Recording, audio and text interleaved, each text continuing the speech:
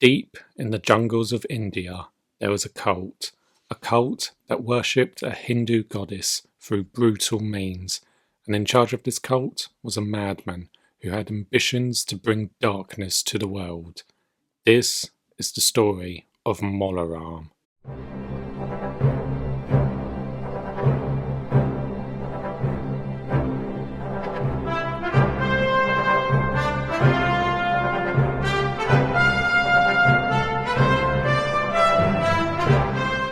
During the development of Temple of Doom, it was clear that the film was going to have a darker tone than Raiders.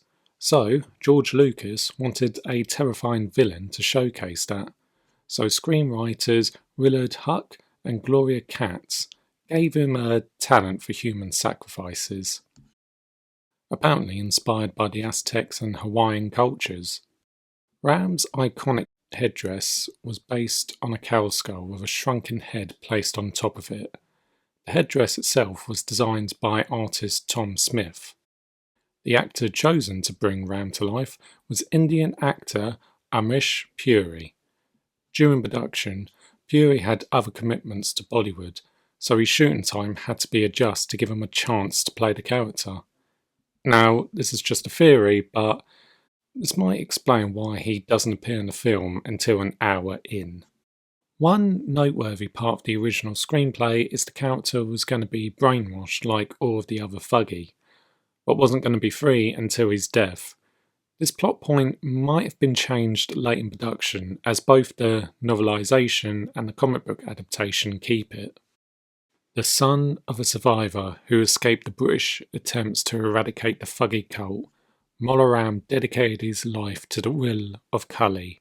He planned on using the Shankara stones to destroy not just the British, but also any other religion that opposed Kali, eventually making an underground base for himself underneath the Bangkok Palace with the help of the Prime Minister Chatter Lal.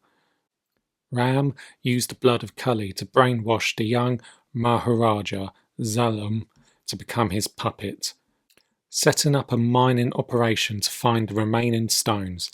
Knowing that the local village had one of these stones, Ram's cult stole it and kidnapped the villagers' children, using them to mine for the remaining stones, while he continued to perform human sacrifices to appeal to Kali. He does this by chanting an incantation and ripping the victim's heart out and lowering the body into lava.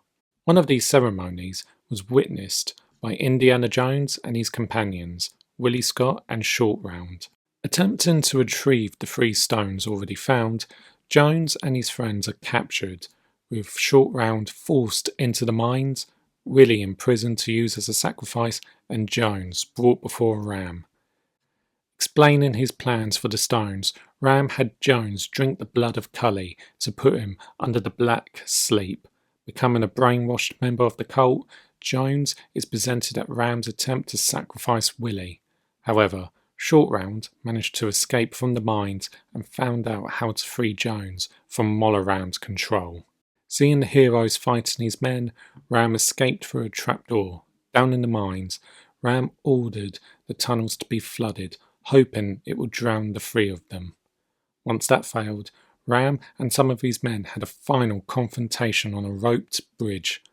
Not wanting to lose the stones, Ram had Jones trapped in the middle of the bridge. However, with his quick thinking, Jones cut the rope holding the bridge, causing some of his men to fall to their deaths. But Ram managed to cling onto the remains of the bridge and continued to fight Jones, even to the point of throwing his own men at him. As the two struggled, Jones started to utter an incantation of Shiva, another Hindu god, causing the stones to burn.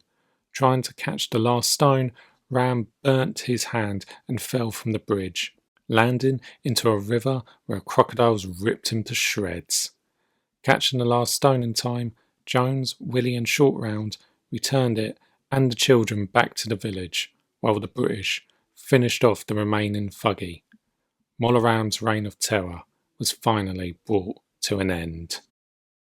While Temple of Doom received mixed reviews, Mola Ram is considered to be the most terrifying and evil villain to appear in the series, and with a series featuring Nazis, that's quite an achievement. Unlike the other of Jones's enemies, Ram seems to possess supernatural powers, if him ripping hearts out is anything to go by. Of course, some sources say it might have been a hallucination. I'll just let you decide as a fan. He is also the only main villain to actually fight Jones face to face, which is why in most video game adaptation, he's usually featured as the final boss in anything to do with Temple of Doom. He, just like everyone else, appeared in the LEGO games, following the role he had in the story. However, in the sequel, his boss fight is a lot more epic by bringing the statue of Cully to life. Now, I hope what I'm about to address is in good taste, and trust me, I tried to research this as much as possible, but there is controversy surrounding not just the character, but the whole way the film displayed India and its customs. And while I can address them, I don't really feel comfortable doing that.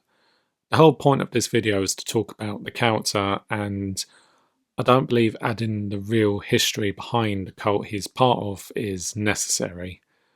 Now, I know people are going to point out that I've addressed the real history behind certain characters before, but I don't know. I just want to keep this as neutral as possible and just focus on the films from now on. So all I'm going to recommend is looking up the actual Thuggy cult that existed and making your own decision on it. The next video I'm going to focus on is someone who, while his appearance was brief, he made a bit of a huge impact, and that is Lao Chi.